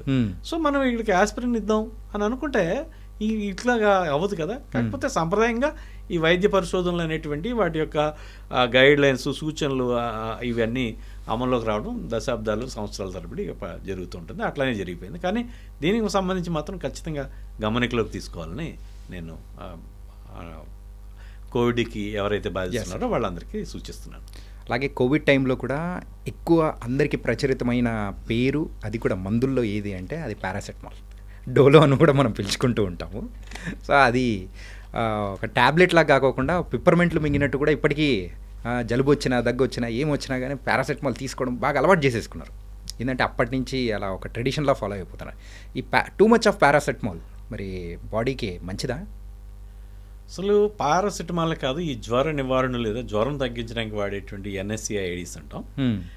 వీటి యొక్క పని విధానం ఏంటంటే రక్తనాళాలని వ్యాకోచింపజేసి చెమటలు పట్టేస్తాయి. ఆ రకంగా టెంపరేచర్ తగ్గిపోతుంది. Okay, simple. మీరు పారాసెటమాల్ జ్వరం ఉన్న వాళ్ళకి ఒక మాత్ర వేస్తే ఏమవుతుంది, చెమటలు పడిపోతాయి. దాంతోపాటు మీరు గమనించాల్సింది, మన జ్వరం తగ్గింది అనుకోండి, విపరీతమైన నిస్సత్వం వచ్చేస్తుంది. చాలాసార్లు లేచి బాత్రూమ్కి వెళ్తున్నో లేకపోతే లేచి వెళ్తూ కళ్ళు తిరుగుతున్నాయని చెప్తారు, పడిపోతూ ఉంటారు కూడా. సో ఈ రక్తనాళాలను వ్యాకోచింపజేసి ఈ పారాసెటమాల్ లేకపోతే ఇంకొక ఇతర జ్వర నివారణలు ఏవైనప్పటికి కూడా అవి రూట్ కాజ్ మీద ప్రభావం చూపించట్లేదు. ఒక ఇన్ఫెక్షన్ అనుకుందాం, ఆ ఇన్ఫెక్షన్కి సంబంధించి కాదు ఇది వైద్యం. నీకు కొంత సాంత్వన ఇవ్వడానికి మాత్రమే ఉపయోగపడుతుంది. ఏదో ఒళ్ళు నొప్పులు ఉన్నాయి, లేకపోతే జ్వరం ఏదో ఒళ్ళు కాలిపోతుంది, అది తగ్గడం అనేటువంటిది జ్వరం తగ్గడం కాదు, ఒంటి ఉష్ణోగ్రత మాత్రమే తగ్గింది. ఆ ఇన్ఫెక్షన్ అనేటువంటిది అలాగే ఉంది. దానికి సంబంధించి డాక్టర్ పర్యవేక్షణలో యాంటీబయాటిక్ వాడుకోవాలా, యాంటీవైరల్స్ వాడుకోవాలా, ఏం వాడుకోవాలి, అసలు ఏంటి పద్ధతి అనేటువంటిది మనం చూసుకోవాలి. సో చాలామంది ఒక ముఖ్యమైనటువంటి విషయం ఏంటంటే జ్వరం అనేటువంటిది ఈ యొక్క ప్రకృతి మానవుని యొక్క పరిణామ క్రమంలో ఒక బెనిఫిషియరీ ఫ్యాక్టర్ అనమాట. Beneficiary factor, yes. అది సింపుల్గా చెప్పాలంటే పెన్సిలిన్, మనకు సిఫిలిస్ విన్నారు. సిఫిలిస్ అనేటువంటిది ఈ 1900 అట్లా 1800 ఆ టైంలో చాలా పెద్ద సమస్య, ప్రపంచంలో అతిపెద్ద సమస్య. సెకండరీ సిఫిలిస్ అయ్యి రావడం, టెరిషియరీ సిఫిలిస్ రావడం, ఇవన్నీ అదే సుఖవ్యాధి, ట్రిపనేమా ప్యారడైమ్ అనేటువంటిది. ఇవాళ రేపట్లో పెన్సిల్ అనేటువంటిది చాలా సింపుల్గా సిఫిలిస్ని ట్రీట్ చేయొచ్చు. అయితే సిఫిలిస్కి ఒక ట్రీట్మెంట్ చేసేవారు ఒకప్పుడు. ఎందుకంటే సిఫిలిస్ అనేటువంటిది చాలా పెద్ద జబ్బు ఒకప్పుడు. అంటే మనకి మందులు అందుబాటులో రావడం చాలా సింపుల్ అయిపోయింది. దానికి ట్రీట్మెంట్ ఏంటంటే వాళ్ళకి మలేరియాని కలగజేసి, మలేరియాలో ఏమవుతుంది, 104, 105 ఫీవర్ వచ్చేస్తుంది, విపరీతం టెంపరేచర్ చలి కుదుపు వచ్చేస్తుంది. అప్పుడు 2 రోజులు 3 రోజులు ఆ మలేరియాతో అలా బాధపడిన తర్వాత అప్పట్లో ఏ మందులు లేవు. ఈ యాస్పిరిన్, సాలిసిలిక్ యాసిడ్స్ అవి ఉండేవి, ఎస్టైల్ సాలిసిలిక్ యాసిడ్స్ అవి ఉండేవి. అవి ఇచ్చి జ్వరం తగ్గించేవారు. అట్లాగే ఆ మలేరియాకి క్వినైన్ వాడి ఆ మలేరియాని కూడా ట్రీట్ చేసేవారు. సో ఈ టెంపరేచర్ పెంచడం వల్ల ఈ సిఫిలిస్ జబ్బు తగ్గిపోయేది. సో ఆ రకంగా ఈ టెంపరేచర్ పెంచడం అనేటువంటిది చాలా మనకి జబ్బును కలుగజేసేటువంటి బ్యాక్టీరియాలకి, వైరస్కి హోస్టైల్ ఎన్విరాన్మెంట్, అది ప్రతికూలకమైనటువంటి వాతావరణం మనకి జబ్బులు కలిగజేసేటువంటి సూక్ష్మక్రిములు అనేక వాటికి. సో అలాంటి వాతావరణాన్ని మనం కిల్ చేసేసి ఊరికి ఒక చాక్లెట్ లాగా కొద్దిపాటి సహనం కూడా లేకుండా కొద్దిపాటి నెలతుండగానే ఒక టాబ్లెట్ వేసేసుకోవడం, ఒక పారాసిటమాల్, ఐబుప్రోఫెన్, ఎసెక్లిఫెనాక్, డైక్లోఫెనాక్ వేసేసుకోవడం. దాని మూలంగా వీళ్ళు ఏమవుతుందంటే వ్యాధి నిరోధక శక్తి కూడా ఆప్టిమమ్ లెవెల్లో పనిచేయదు. కొన్ని కెమికల్స్ విడుదలవుతుంటే ఆ కెమికల్స్ అవి ఫైటింగ్కి ఉపయోగపడతాయి, అవి కూడా తగ్గిపోతాయి. మన శరీరం వ్యాధితో పోరాడడానికి రిలీజ్ అయ్యే కొన్ని కెమికల్స్ కూడా తగ్గిపోతాయి, ఏదైతే నువ్వు టెంపరేచర్ తగ్గించడం వల్ల. ఓకే. సో టెంపరేచర్ తగ్గించడం వల్ల ఈ సంబంధితమైనటువంటి వైరస్ లేదా బ్యాక్టీరియా లేదా ఇంకోటటువంటి ఈ జబ్బును కలుగజేసిన క్రిమిని ఎలిమినేట్ చేయడానికి టైం ఎక్కువ పడుతుంది, విపరీతమైన నిస్సత్వం వస్తుంది. అట్లాగే మనం యాంటీబయాటిక్ ఇచ్చుకుని పారాసెటమాల్ ఇచ్చాం, యాంటీబయాటిక్ మాత్రం ఇచ్చి పారాసెటమాల్ ఇవ్వలేదు. అలా లెక్కేస్తే యాంటీబయాటిక్ మాత్రం ఇచ్చిన వాళ్ళు ఒక 2 రోజులు ముందుగానే కోలుకున్నారు without paracetamol. Yes. So paracetamol వినియోగం అనేటువంటిది మిమ్మల్ని బాగా నిస్సత్తుకు గురి చేస్తుంది, వ్యాధి నిరోధక శక్తిని కొంచెం డౌన్ చేస్తుంది, అట్లనే మీ బీపీ బాగా తగ్గించేసి పడిపోవడానికి ఇంకో దానికి కారణం అవుతుంది. సో వ్యాధిని తగ్గించడం కూడా కొంచెం లేట్ చేస్తుంది. కాబట్టి ఇంకా కొన్ని స్టడీస్ ఉన్నాయి. ఇప్పుడైతే బోల్డ్ యాంటీబయాటిక్స్ ఉన్నాయి. ఇప్పుడు 1940s ఆ టైంలో ఆ స్టడీలో చేసింది ఏంటంటే ఒక కేస్ స్టడీ చెప్తారు. ఒక పేషెంటు హాస్పిటల్ అడ్మిట్ అయి ఉన్నారు. ఆ పేషెంట్కి తగ్గట్లేదు అప్పటికి అందుబాటులో ఉంటున్న ఇన్ఫెక్షన్ ఏ యాంటీబయాటిక్ ఇచ్చినప్పటికీ. జ్వరం రావడం, ఏదో అప్పటికి జ్వరం నివారణ పారాసెటమాల్ మరోటో ఇంకోటో ఏదో ఒకటి, అది ఒక మాత్ర వేయటం, తగ్గటం, అలా రోజు ఇంజక్షన్లు సెలైన్లు పెట్టుకుంటూ పోతున్నారు. ఒకరోజు ఆ డాక్టర్ పారాసెటమాల్ ఆఫ్ చేసామని చెప్పిస్తుంది, పారాసెటమాల్ కాదు ఏదైతే జ్వరం ఆపేశారు. ఆపేసిన తర్వాత జ్వరం తగ్గిపోయింది. 2 రోజుల తర్వాత ఇంకా శరీరం ఫైట్ చేయడానికి మనం ముందు చెప్పుకున్నటువంటి ఈ కెమికల్స్ అవి కూడా పనిచేసి శరీరానికి తనను తాను హీల్ చేసుకునేటువంటి శక్తి ఉంటుంది. దానికి వచ్చినటువంటి బ్యాక్టీరియా, వైరస్ ఇలాంటి వాటికి మనం స్పెసిఫిక్ ట్రీట్మెంట్ ఇస్తే సరిపోతుంది. నిజంగా తట్టుకోలేనంత ఎక్కువ జ్వరం ఉన్నప్పుడు ఒక తడిగుడ్డతో వాళ్ళు టేపిడ్ వాటర్ స్పాంజింగ్ అంటాం తుడుచుకోవడం, ఏసీలో ఉండడం, ఇలాంటివి చేసుకోవచ్చు. మరీ నొప్పులు భరించడం లేకపోతే మరీ జ్వరం భరించడం అన్నప్పుడు తప్పదు వేసుకోవచ్చు. ఓకే. సో ఈ వెయ్యి చూసుకోవాలి మీరు. సో సెల్ఫ్ మెడికేషన్లో ఈ పారాసెటమాల్ ఇంకొక విషయం, చాలా సందర్భాల్లో పారాసెటమాల్ ఇంట్లో పెట్టేసుకుని వాడేటి మూలంగా ఒక తీవ్రమైన ఇన్ఫెక్షన్ కూడా కాంప్లికేట్ అయిపోయిన తర్వాత కానీ మనం హాస్పిటల్కి వెళ్ళాం. Yes sir.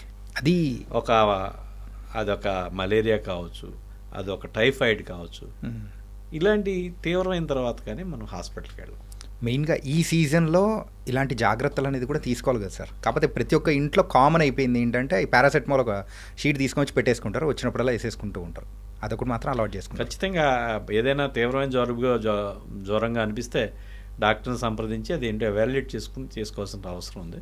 ఓకే. దురదృష్టవశాత్తు ఇవాళ రేపట్లో కొంచెం వైద్యం అనేటువంటిది ఖరీదు అవడం కూడా ప్రజల్ని ఈ రకంగా వాళ్ళు రిసార్ట్ చేస్తున్నారు. ఓకే సార్, ఈ ట్యాబ్లెట్స్ గురించి మనం మాట్లాడుకున్నాం కాబట్టి ఒకటి చాలా రోజుల నుంచి ఎవరినైనా అడుగుదాం అనిపించింది, మిమ్మల్ని అడిగితే కరెక్ట్ అనిపిస్తుంది సార్. ఈ కాఫ్ సిరప్స్ ఉంటాయి కదా సార్, ఈ కాఫ్ సిరప్స్ అనేది కూడా ఎక్కువగా యూజ్ చేయడం అనేది కూడా మనం చూస్తుంటాం.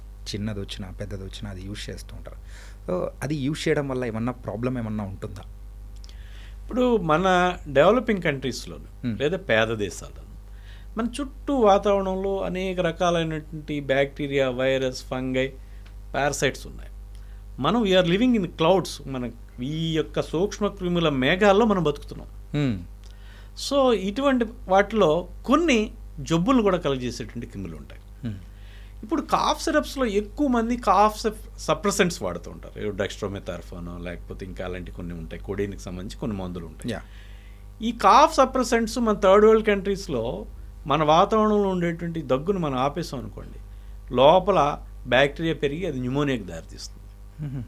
సో కాఫ్ సప్రెసెంట్స్ ఎప్పుడు వాడకూడదు, ఎక్స్పెక్టెంట్స్ వాడుకోవాలి. ఒకవేళ ఎప్పుడైనా కావాలంటే శరీరంలో కఫం లేకుండా బయటకి గెంటేయాలి. అలా అంటే దగ్గు తగ్గిపోవడం కాదు, మనం దగ్గి మనకి ఏమైనా కఫం లోపల ఉంటే బయటకు గెంటేసే స్థితిలో ఉన్న మందులను వాడుకోవాలి. Number 1. Okay. Number 2, cough suppressants వాడడం వల్ల ఒకటి న్యూమోనియాకి దారి తీసేచ్చు, అది సీరియస్ అవ్వచ్చు. ఇందాక ఏదైతే పారాసెటమాల్ లాగే ఇప్పుడు కాఫ్ సప్రెసెంట్స్ వాడుకోవడం వల్ల. అట్లానే చాలా సందర్భాల్లో నెలల తరబడి లేకపోతే వారాల తరబడి చాలామంది కాఫ్ సప్రెసెంట్స్ వాడేస్తూ ఉంటారు. అనేక సందర్భాల్లో టీబీని ఈ రకంగా కాఫ్ సప్రెసెంట్స్ వాడుకుంటూ పోయినప్పుడు బాగా ముదిరిపోయిన తర్వాత గుర్తించినటువంటి పరిస్థితులు కూడా ఉంటాయి. సో కాఫ్ సప్రెసెంట్స్ అనేటువంటివి విధానం కాదు. అవసరమైతే కాఫ్ ఎక్స్పెక్టెంట్స్ వాడుకోవాలి. అది కూడా కొంతమేరకే, 1-2 రోజులు వాడుకోవచ్చు. అంతకీ కూడా తగ్గలేనట్టు లేదా 3 రోజులు వాడుకోవచ్చు. తగ్గలేదనిపిస్తే ఖచ్చితంగా వైద్యుని యొక్క సలహా తీసుకోవడం అనేటువంటిది ఎంతైనా మంచిది. Okay sir. ఈ మధ్య చూస్తూ ఉంటే కొన్ని లీటర్స్ వాటర్ పెట్టుకొని కొంతమంది తాగుతూ ఉంటారు. ఇన్ని గంటలకి ఇన్ని నీళ్ళు తాగాలి, ఇలా తాగాలి అని చెప్పేసి తాగుతూ ఉంటారు కదా. సో మన బాడీకి ఎంత వాటర్ అనేది కరెక్ట్ అంటారు? ఇంకా చెప్పుకోవాలంటే కొంతమంది రోజుకి 4 లీటర్లు, 5 లీటర్లు, 6 లీటర్లు ఇట్లా కూడా చెప్తా ఉన్నారు. ఎస్. మనిషికి మామూలుగా మన ఎన్విరాన్మెంట్లో రోజుకి 1 కిలోగ్రామ్ బాడీ వెయిట్కి ఒక 35 మిల్లీలీటర్లు సరిపోతుంది. అనగా ఒక 60 కిలోల బరువు ఉన్న వాళ్ళకి ఒక 2 లీటర్లు కొంచెం అటు ఇటులో వాటర్ సరిపోతుంది. అయితే చాలామంది మనం చూస్తూ ఉంటే పొద్దుటే 2 లీటర్లు తాగేయండి, ఒక గంట ఇంకో 2 లీటర్లు తాగేయండి, రాత్రి అయ్యేటప్పుడు 8 లీటర్లు తాగేయండి అంటారు. ఇదంతా ట్రాష్ అండి. ఒకటి బేసిక్గా శరీరానికి తనకి అన్నీ మీరు ఎక్కువ వాటర్ తాగేస్తే బయటికి పంపించడానికి దాని మెకానిజం దానికి ఉంటుంది. తక్కువ వాటర్ తాగితే అది కన్జర్వ్ చేసుకుని పొదుపుగా వాడుకోవడానికి దాని మెకానిజం దానికి ఉంటుంది. సో శరీరంలో రకరకాల చెక్స్ అండ్ బ్యాలెన్సెస్ ఉంటాయండి. అనేక వాట్ వి కాల్ హోమియోస్టాసిస్ అంటాం, ఒక నిలకడైనటువంటి పరిస్థితి కొనసాగుతూ ఉంటుంది. ఓకే. సో ఇప్పుడు ఏంటంటే ఒక స్థాయి దాటి ఎక్కువ నీళ్ళు తాగేసాం అనుకోండి, ఇప్పుడు ఇక్కడ మీకు ఎక్కువ నీళ్ళు తాగుతున్నప్పుడు ఏం జరుగుతుందంటే కొంతమంది పొద్దుటే లేచి 1 లీటరు, తర్వాత ఒక అరగంట ఇంకో లీటర్ తాగేస్తూ ఉంటారు.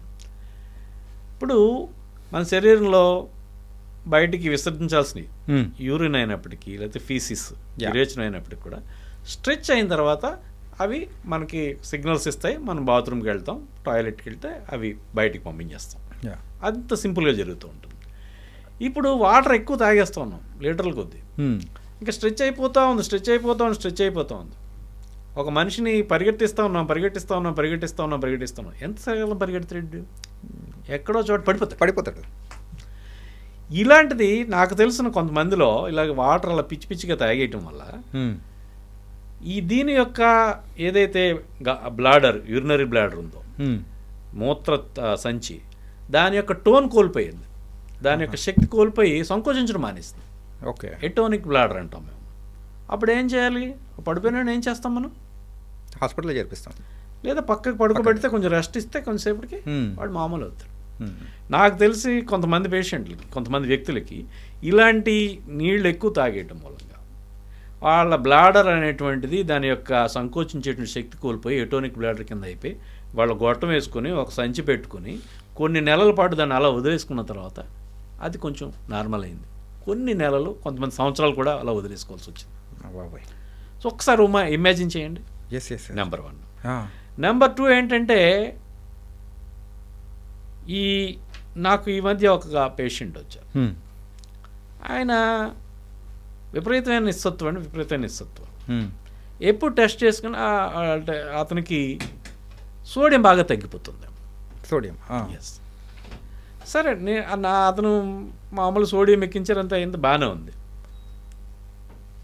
బాగా కొన్నిసార్లు అతనికి ఏంటి నిస్సత్తుకి ఏంటి కారణం తెలియట్లేదు. డీప్గా మనం హిస్టరీ తీసుకుంటే అతను రోజు పొద్దుటే ఇలాగ లీటర్ల కొద్ది నీళ్ళు తాగేస్తాడు. మార్నింగ్. ఎస్. ఓకే. నీరు దాని అంతటా అది విడిగా వెళ్ళదు, అది సోడియంను కూడా బయటికి తీసుకుపోతుంది. ఇది హైపోనేట్రీమియా అనేటువంటిది ఆ రకంగా వచ్చి నిస్సత్తు వచ్చేస్తుంది. ఓకే. ఇంకా అతనికి అన్ని ఆరోగ్యాలు బాగానే ఉన్నాయి కాబట్టి సరిపోయింది. ఇంకేదైనా కిడ్నీ జబ్బులో లేకపోతే ఇంకోటో ఉంటే అది ఇంకా కిడ్నీ ఫెయిల్యూర్కి వాటికి దారితీస్తుంది. సో ఇలాంటి పరిస్థితుల్లో బాడీని సహజంగా ఉండేవండి. ఏదైతే మనం చెప్పుకున్నామో 1 కిలోగ్రాము బరువుకి ఒక 35 మిల్లీలీటర్ల రోజుకి యావరేజ్న సరిపోతుంది. లేదు, ఇంకొకటి మనం ఇక్కడ చెప్పుకోవాల్సింది ఏంటంటే, నాన్ వెజ్ తిన్నారనుకో, లేదా తక్కువ నీళ్ళు తాగారనుకుందాం. ఆ తక్కువ నీళ్ళు తాగినప్పుడు యూరిక్ యాసిడ్ అవి కూడా కొన్ని ప్రెసిపిటేట్ అవి స్టోన్స్ ఫార్మ్ అయ్యేటువంటి అవకాశం. సో దానికి సంబంధించి ఫుడ్ అనేటువంటిది బ్యాలెన్స్డ్గా తీసుకోవాలి. దాంతోపాటు సలాడ్స్ తీసుకుంటాం, వెజిటబుల్ సలాడ్స్. అప్పుడు కొంచెం యూరిన్ ఆల్కలైన్ అవుతుంది. సో యూరిన్ యాసిడిక్గా ఉండటం మూలంగా ఏదైతే నాన్ వెజ్ అది ఎక్కుతున్నప్పుడు ఆ యాసిడిక్గా ఉన్నప్పుడు యూరిన్ పోసుకున్నప్పుడు మంట అది వస్తుంది, మగవాళ్ళైనా ఆడవాళ్ళైనా. సో ఏదైతే సంతులమైన ఆహారంలో నాన్ వెజ్ తీసుకున్నప్పుడు ఖచ్చితంగా మీరు సలాడ్స్ తీసుకోండి. ఆ కుకుంబరా, లేకపోతే ఉల్లిపాయలా, లేకపోతే కొంచెం నిమ్మకాయ పిండుకుంటారా, లేకపోతే ఏదో ఒకటి. సో ఇలా ఏదో ఒకటి తీసుకోండి తప్ప దానికోసం విపరీతంగా మంచినీళ్ళు తాగడం అనేటువంటిది విధానం కాదు. సో ప్రకృతి ఈ యొక్క పరిణామ క్రమంలో అన్ని చెక్స్ అండ్ బ్యాలెన్సెస్ మన శరీరంలో ఉన్నాయి. సూడో సైన్స్ని నమ్మి 8 లీటర్లు 4 లీటర్లు వాటర్ తీసుకుని మీరు జీవితాన్ని దుఃఖభాజకం చేసుకోకండి. సో ఎవరైతే క్వాలిఫైడ్ అవగాహనతో సెన్సిబుల్గా చెప్తున్నారో ఆ మాటలు మాత్రం వినండి అని నేను చెప్పదలుచుకున్నాను. Super sir. అలాగే ఈ ప్రతి ఇయర్ హెచ్ఐవి దాని గురించైనా కానీ కొన్ని అప్డేట్స్ అనేది కూడా తీసుకుంటూ వస్తుంటుంది కదా సార్. ఒక సెన్సెక్స్ లాగా గవర్నమెంట్ ఇంతమంది ఉన్నారు, అప్రాక్సిమేట్ ఇంతమంది పేషెంట్స్ ఇట్లా ఉన్నారని చెప్పేసి అంటూ ఉంటుంది కదా. మరి 2025 దాని విషయానికి వచ్చేటప్పటికి హెచ్ఐవి అనేది పెరిగిందా తగ్గిందా ఏంటి సార్? ఈ 2025 జూలై 10న యుఎన్ఐడ్స్ ఏదైతే ప్రపంచ ఆరోగ్య సంస్థ, ఇంకా యునైటెడ్ నేషన్స్ వీళ్ళందరూ కలిసి ఎయిడ్స్కి వ్యతిరేకంగా పోరాటం చేసేటువంటి సంస్థ ఉందో అది అప్డేట్ని ప్రచురించిందండి, విడుదల చేశారు. దీని ప్రకారం ఇప్పటి వరకు 9,14,00,000 మంది ఎప్పటి పాండమిక్ ప్రారంభమైనప్పటి నుంచి ఈ 44 ఏళ్లలో హెచ్ఐవికి గురయ్యారు. 4,41,00,000 మంది ఇప్పటికి చనిపోయారు ఈ 40 ఏళ్ళ పైబడి. ఈ 44 సంవత్సరాల్లో ఇప్పుడు ప్రస్తుతం 2024 చివరి నాటికి ప్రపంచవ్యాప్తంగా 4,08,00,000 మంది హెచ్ఐవి ఎయిడ్స్ జబ్బుతో బాధపడుతున్నారు. ఇక్కడ ప్రధానమైనటువంటి విషయం ఇంకోటి చెప్పుకోవాల్సింది ఏంటంటే, ఈ ఆందోళన కలిగించే విషయాలు middle east, east Africa, Bhutan, Afghanistan ఇలాంటి మతపరమైన సాంప్రదాయమైనటువంటి వాటి కన్జర్వేటివ్ సొసైటీస్లో కూడా హెచ్ఐవి అనేటువంటిది ఎక్కువగా వ్యాప్తి చెందుతుంది. సో హెచ్ఐవి అనేటువంటిది ఒక మతపరమైన విశ్వాసాలు పాటించేటువంటి కొన్ని సమాజాల్లో ఉండదు, తక్కువగా ఉంటుంది అనుకునే పరిస్థితి కాస్త మారిపోయింది. ఇంకా ఇండియా పరిస్థితికి వచ్చేటప్పటికి భారతదేశంలో 2024 చివరి నాటికి 25,60,000 మంది హెచ్ఐవి ఎయిడ్స్ వ్యాధిగ్రస్తుల్ని గుర్తించారు. ఓకే. ఈ 2024 సంవత్సరంలో 64,000 మంది కొత్తగా హెచ్ఐవి జబ్బుకి గురయ్యారు. 32,000 మంది ఈ ఎయిడ్స్ జబ్బుతో చనిపోయారు. ఓకే. ఇంకా ఇందులో ఆందోళన కలిగించేటువంటి విషయం ఏంటంటే, ఏవైతే కీ పాపులేషన్స్ అంటామో ఆ కీ పాపులేషన్స్లో ట్రాన్స్జెండర్స్లోను, అట్లనే ఈ MSM male homosexuals are gay, ఎవరైతే మగవాళ్ళతో శృంగారం చేసుకుంటారో వాళ్ళలోనూ హెచ్ఐవి అనేటువంటి విపరీతమైన వేగంతో వ్యాప్తి చెందుతుంది. ఓకే. ఇప్పుడు మన దేశంలో ఈ హెచ్ఐవి అనేటువంటిది 0.22% ఉంది. అంటే 1000 మందికి ఒక 2 కంటే ఎక్కువ మందికి హెచ్ఐవి ఉంది.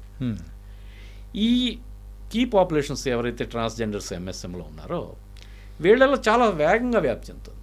ఎంత వేగంగా వ్యాప్తి చెందుతుందంటే 2017 సెన్సస్లో 2.6% ఎంఎస్ఎంలో పాజిటివ్ ఉన్నారు. అంటే 1000కి 26 మంది. జనరల్ పాపులేషన్లో 1000కి 2. 2021 సెన్సస్కి వచ్చేటప్పటికి 3.2% వరకు, అంటే 1000కి 32 మంది. ఓకే. 2021 తర్వాత ప్రత్యేకించి సెన్సస్ తీయలేదు. ఇప్పుడు పెరుగుతున్నవి కూడా ఎక్కువగా హెట్రోసెక్సువల్స్లో మగ ఆడ మధ్య కాకుండా ఎక్కువ వీళ్ళ మధ్యలో చాలా స్పీడ్గా పెరుగుతుంది. అయితే వీళ్ళ జనాభా చాలా తక్కువ కాబట్టి ఈ హోమోసెక్సువల్స్ కానీ ట్రాన్స్జెండర్స్ అది ఎంత ఎక్కువగా ఉన్నా కానీ రిఫ్లెక్ట్ అయ్యి తక్కువే, కానీ అది మాత్రం చాలా ప్రమాదకరంగా ముందుకెళ్తుంది. ఇక్కడ ఒక సింపుల్గా మనం అమెరికా ఉదాహరణ తీసుకుందాం. అమెరికాలో 2.2% వాళ్ళ పాపులేషన్లో 2.2% ఎంఎస్ఎం. ఈ ఎంఎస్ఎం అమెరికన్ హెచ్ఐవి రోగుల్లో 2/3 ఉంటారు. ప్రతి 3 హెచ్ఐవి ఎయిడ్స్ రోగుల్లో 2 ఎంఎస్ఎం. ఓకే. అట్లనే ఈ ఇంజెక్టింగ్ డ్రగ్ యూజర్స్, మత్తు ఇంజెక్షన్లు తీసుకునే వాళ్ళు 1.6% ఉంటారు. వాళ్ళు ఒక 6%, 7% వరకు ఉంటారు.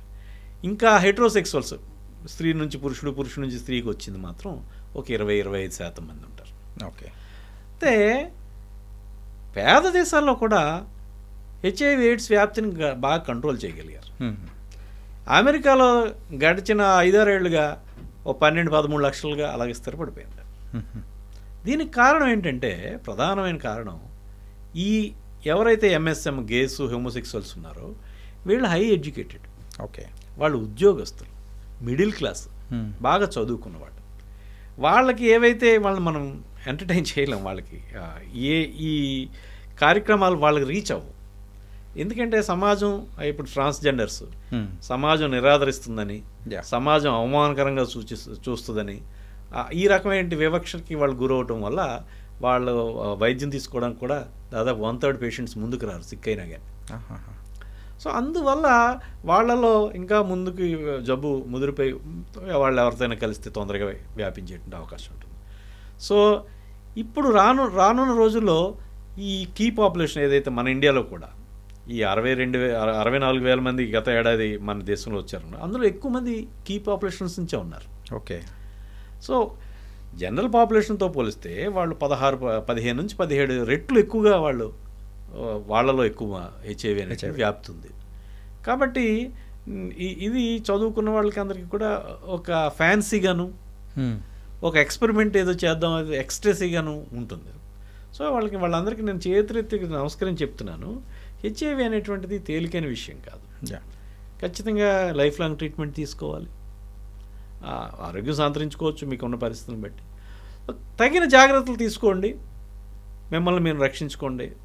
ఒకవేళ మీరు హెచ్ఐవి వ్యాధిగ్రస్తులు అయితే మీ కొలీగ్నో మీ కంపానియన్నో ఎవరినో ఈ జబ్బుకి గురవకుండా రక్షించండి అని చెప్తాను. వీళ్ళకి మనం ఈ ఆశా వర్కర్లో, ఏఎన్ఎంలో లేకపోతే గవర్నమెంట్ ఈ ప్రోగ్రాముల ద్వారా వాళ్ళకి రీచ్ అయ్యే పరిస్థితి లేదు. కాబట్టి వాళ్ళలో ఎందుకంటే వాళ్ళు ఎక్కువ హైలీ ఎడ్యుకేటెడ్ అని మనం ముందే చెప్పుకున్నాం. సాధారణ ప్రజలతో పోలిస్తే ఎవరైతే గే మెన్ అమెరికాలో ఇవన్నీ రుజువైన విషయాలు, వాళ్ళందరూ కూడా highly educated, better employed and well of. Yeah. So వాళ్ళు వాళ్ళ స్టోరీస్ని కనుక ఎనానిమస్గా అయినా సరే వాళ్ళు వేరే పేరుతోటి లేదా ఇంకో పేరుతో స్టోరీస్ని ఆ సోషల్ ప్లాట్ఫామ్స్ మీద షేర్ చేసుకోగలిగితే ఇది మిగతా వాళ్ళకి కనువిప్పుగాను వాళ్ళు జాగ్రత్త పడడానికి ఒక అవకాశం ఇచ్చిన వాళ్ళు అవుతారు. దయచేసి ఎక్కువగా ఈ జబ్బుకి గురవ్వకుండా ఉండడానికి మిమ్మల్ని మీరు రక్షించుకోండి, మీ కంపెనీలని మీ పార్ట్నర్స్ని కూడా రక్షించండి అని చెప్పేసి నేను మిమ్మల్ని అందరినీ కోరుతూ ఉన్నాను. అండ్ హెచ్ఐవికి సంబంధించి మీరు చేస్తున్న సేవ కానీ మీరు ఇస్తున్న అవగాహన కానీ రిజలే hats off sir. And thank you so much for this podcast and opportunity sir. Thank you Chanakya. Thank you sir. And for more videos, Please subscribe to iDream. Please subscribe to iDream. Please subscribe iDream. And please subscribe to iDream. For more videos, subscribe to iDream. please like, share and subscribe to the channel. Congratulations, iDream. Subscribe to iDream. Subscribe to iDream. So subscribe to iDream Media. iDream ki iDream team andarki huge congratulations. Please subscribe iDream Media. Please subscribe to iDream. Subscribe iDream. Please subscribe to iDream. iDream అంటే నా కళల ఛానల్ను subscribe చేసుకున్న నోరు తిరుగుతలేదు, మీరైతే గంట గుర్తు కొట్టండి. For more such videos, please subscribe to iDream. Subscribe to iDream. Please subscribe to iDream. Please subscribe iDream Media. Please do subscribe to iDream. Please subscribe to iDream Media. For best entertainment and information, please subscribe iDream. And don't forget to subscribe to iDream.